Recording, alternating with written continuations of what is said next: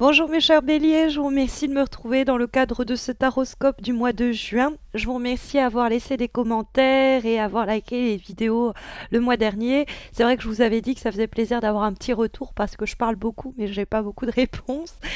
Donc n'hésitez pas ce mois-ci à faire de même, à me laisser un commentaire, à liker la vidéo et puis aussi à vous abonner à ma chaîne si vous ne l'avez pas encore fait pour ne pas rater les prochains taroscopes et puis les concours que j'organise exclusivement et ponctuellement sur ma chaîne. À propos des concours, il y a également ce mensuel que j'organise sur mes pages Instagram et Facebook qui vous permet de remporter une voyance gratuite réalisée par mes soins. Donc n'hésitez pas à m'y retrouver pour tenter votre chance. Les liens de mes pages Instagram et Facebook sont en descriptif de cette vidéo. Mais on va s'intéresser dès à présent aux énergies qui structurent ce mois de juin avec pour première carte le valet de denier que nous trouvons donc dans les aspects positifs. Alors, la carte du valet de denier, elle va nous rappeler à des éléments matériels et éventuellement donc financiers puisqu'il s'agit des petites pièces d'or et que le valet de denier peut précisément nous parler d'une possibilité d'enrichissement éventuel, c'est-à-dire qu'il y a une idée qui pourrait nous traverser au cours de ce mois de juin et qui pourrait être une source d'enrichissement futur. Le projet reste encore très flou, on va le voir parce qu'on a aussi la lune et l'étoile qui nous parlent de projets que l'on caresse de loin et qui font écho à ce valet de denier qui a cette petite pièce d'or et qui lui demande à être plus focus sur un plan pratico-pratique pour la voir émerger. C'est-à-dire que on a avec la carte du valet de denier certains rêves que la lune et l'étoile vont confirmer. Ça peut même nous parler d'une forme d'ennui dans la situation amoureuse ou professionnelle, par exemple, qui est la nôtre. On rêve à d'autres choses, on rêve à d'autres relations, on rêve à d'autres projets. Le valet de denier, en étant dans les aspects positifs, il nous dit que ce que on trouve à la racine, à la source de ces pensées et projets, et ses désirs et ses rêves, il y a une idée qui est fondamentalement viable. C'est-à-dire qu'il y a quelque chose que vous pouvez mettre en forme. Cette idée, vous pouvez la concrétiser. C'est une carte qui invite à la croissance. Pour ce faire, il va falloir peut-être confronter la réalité du projet ou de la situation parce qu'on est un peu trop dans le fantasme et dans le flou avec les luminaires qui apparaissent dans ce tirage quelquefois, il va falloir même devoir apprendre de nouvelles choses. Le valet de denier peut nous parler de l'acquisition de nouvelles formes de connaissances ou de savoir qui vont nous permettre d'atteindre cette envie qui est la nôtre, de la mettre en forme, mais à condition d'être très terre à terre dans notre méthode pour rendre ce désir et ce rêve opportun et en capacité tangible de voir le jour. Parce que le valet de denier, c'est comme une porte qui s'ouvre, qui est une porte vers une aventure, mais il nous reste à passer le seuil. Et donc, pour ce faire, on doit améliorer quelquefois nos compétences ou, plus simplement, penser de façon réaliste notre situation. Parce que ce valet de denier, il entretient beaucoup trop de résonance avec la lune et l'étoile qui sont déjà, quant à elles, beaucoup trop dans le monde intériorisé, c'est-à-dire les fantasmes et les rêves que l'on a.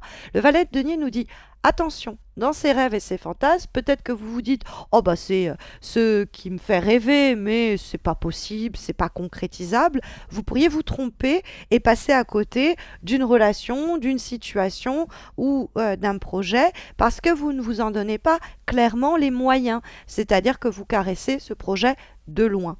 Maintenant, le valet de denier, dans la discussion qu'il entretient avec le roi de bâton, qu'on trouve quant à lui, ce roi de bâton, dans les obstacles et donc qui va nous renseigner sur les problèmes que l'on va rencontrer ou alors plus simplement les personnes problématiques que l'on pourrait rencontrer ou alors nous mettre en garde contre des actions ou des attitudes qui ne seraient pas bonnes pour nous. Dans le dialogue qu'il y a entre ces deux personnages, on pourrait nous dire si jamais vous avez deux personnes qui viennent à vous et qui vous proposent dans le cadre du boulot, par exemple, ou alors deux personnes qui viennent à vous sur un plan amoureux, et d'un côté, vous avez quelque chose de jeune, une start-up, mais qui vous demande de peut-être affiner, peaufiner certaines de vos connaissances pour être à jour, et c'est quelque chose qui est en train de se construire, où vous avez en face de vous quelqu'un de jeune, quoi, et plutôt un signe de terre, donc Vierge, Taureau et Capricorne, ou alors en face, vous avez un taureau, un signe du feu, pardon, donc un lion, un bélier, un sagittaire, et dans ce cas-là, vaut mieux vous tourner vers le signe de terre qui va vous être d'une plus grande aide. Ça, c'est vraiment pour les personnages, parce qu'on a quelqu'un de plus jeune, signe de terre, qui est dans les aspects positifs, et dans les obstacles, on a ce roi de bâton, un signe de feu qui est plus âgé et qui pourrait être plus affirmé d'ailleurs. Donc ça peut être l'entreprise elle-même ou ça peut être la personne elle-même. Donc sur un choix amoureux, vous fantasmez, vous rêvez de deux personnes, vous ne savez pas laquelle choisir, tournez-vous soit vers la personne la plus jeune, soit vers bon, le signe de terre que je vous ai indiqué, et détournez-vous de ce signe de feu ou de cette personne un peu trop affirmée, un peu trop leader, un peu trop sûre d'elle. Hein, ça, c'est évidemment possible. Après, sur un plan plus concret, cette idée et cette envie que vous avez, le roi de bâton peut plus simplement nous indiquer que vous ne serez pas en mesure de lui donner forme en juin. Il vous faut, avant cela, pour le passer, faire passer cette idée ou cette envie de la sphère fantasmée, intériorisée, sensible à celle concrète, réelle de notre quotidien, eh bien passer par la phase du valet de denier qu'on vient d'expliquer. Il faut apprendre des choses, il faut sortir de terre un peu ce désir enfoui. Et le roi de bâton nous dit qu'il n'y a pas de possibilité du coup d'avoir les capacités du roi de bâton au cours du mois de juin, c'est-à-dire de voir les choses très clairement s'affirmer, de pouvoir nous-mêmes nous affirmer. Il y a d'abord le besoin de sortir de ce côté flou que les deux luminaires, l'étoile et la lune, vont nous indiquer. Ce roi de bâton, ça peut être quelqu'un aussi. Vous fantasmez à propos de quelqu'un, vous rêvez à propos de quelqu'un, et si jamais au cours du mois de juin, vous passez à l'action, vous risquez d'être un peu déboussolé. C'est-à-dire que la personne, vous pourriez l'idéaliser et un peu tomber de haut. C'est pas celui ou celle que l'on pensait. Le roi de bâton, ça peut être plus simplement quelqu'un qui nous intimide, quelqu'un qui essaye de prendre toute la place. C'est par exemple les signes du lion rugissants, ils arrivent, ils parlent fort, ou des personnalités de ce type-là et qui pourraient un peu nous intimider. Et donc, en même temps, vous êtes bélier, vous êtes vous-même un signe de feu, donc vous pourriez être vous-même le problème en question. Donc, ça peut être en train de vous dire que vous qui aimez bien prendre les choses en main, le taureau par les cornes, vous n'êtes pas dans cette capacité-là. Il faut passer par la phase du valet de denier. Parce que, en termes de vibration, nous avons la carte de la lune. Et cette carte de la lune, elle est dans les nuages. Hein. C'est l'idée que la lune, on est dans un côté très flou, mais qui est quand même créatif, hein, surtout dans le dialogue qu'elle entretient avec l'étoile, hein, parce que ce sont deux cartes qui sont, par exemple, très inspirantes. Les gens qui vont écrire, créer ou inventer, la nuit vous est propice à faire de nouveaux brevets, à créer de nouveaux brevets ou à créer de nouveaux poèmes, quoi. En résumé, hein, il y a vraiment, c'est le moment de laisser aller votre inspiration. Il y a des choses qui pourraient vraiment émerger. Mais alors, sans diriger tout cela, sans l'attitude du roi de bâton, et en laissant vraiment le côté sensible affleurer à la surface. Mais c'est vrai que la carte de la lune, c'est un monde fantasmé. C'est quelque chose encore enfoui en nous qui nous demande à prendre plus concrètement forme, parce que si ça invoque l'idée et le principe même de l'imagination, de la création, de la curiosité, de la sensibilité, et qu'elle favorise tous ces domaines-là, il y a quelque chose qu'on ne peut pas attraper, hein, qu'on ne peut pas garder, prendre en main. C'est encore un peu des châteaux de sable en Espagne.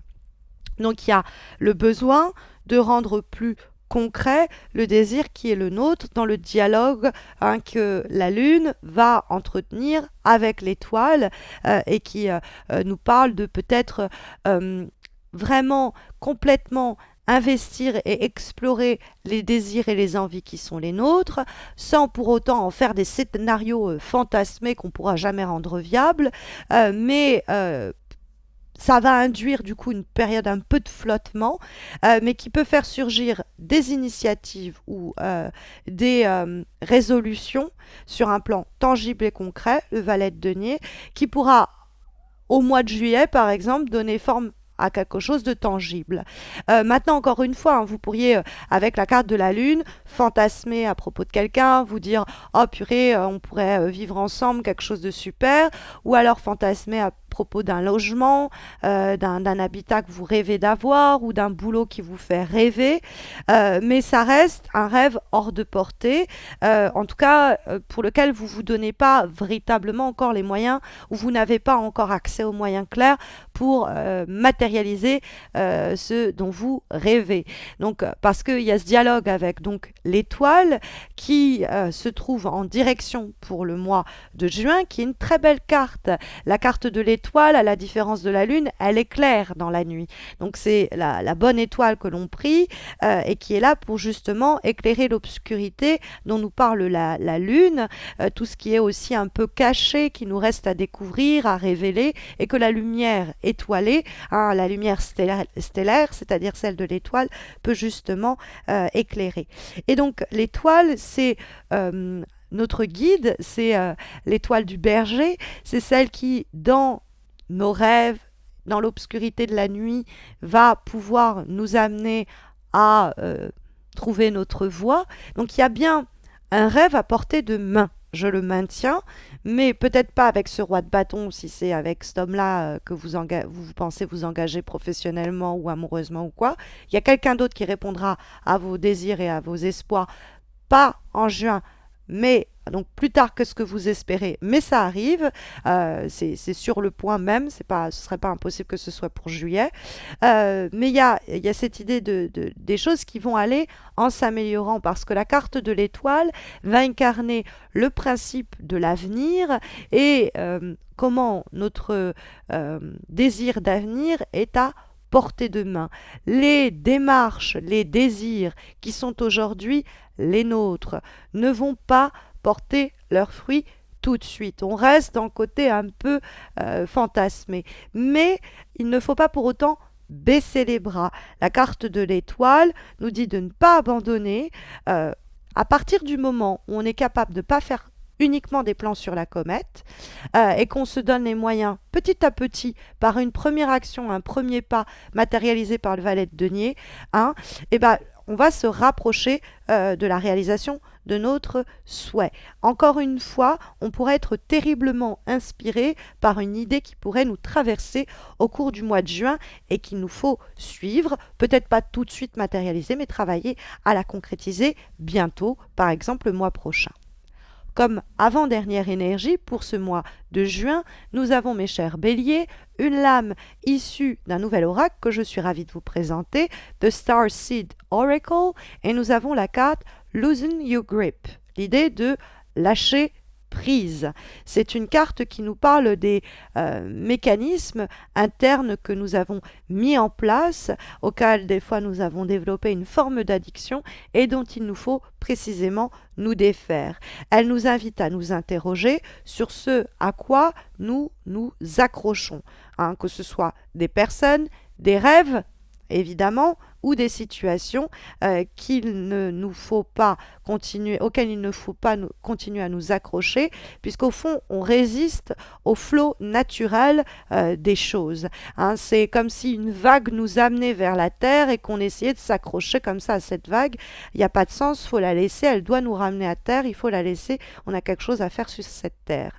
Donc c'est trouver en soi le courage de lâcher prise, rendre le contrôle, se dire que eh bien il y a des choses que l'on peut rêver, fantasmer, évidemment c'est génial parce que dans nos rêves et nos fantasmes tout se fait par exemple, mais que des fois il faut tenter sa chance et et quitte à voir certains de nos rêves ne pas prendre forme ou ne pas prendre place.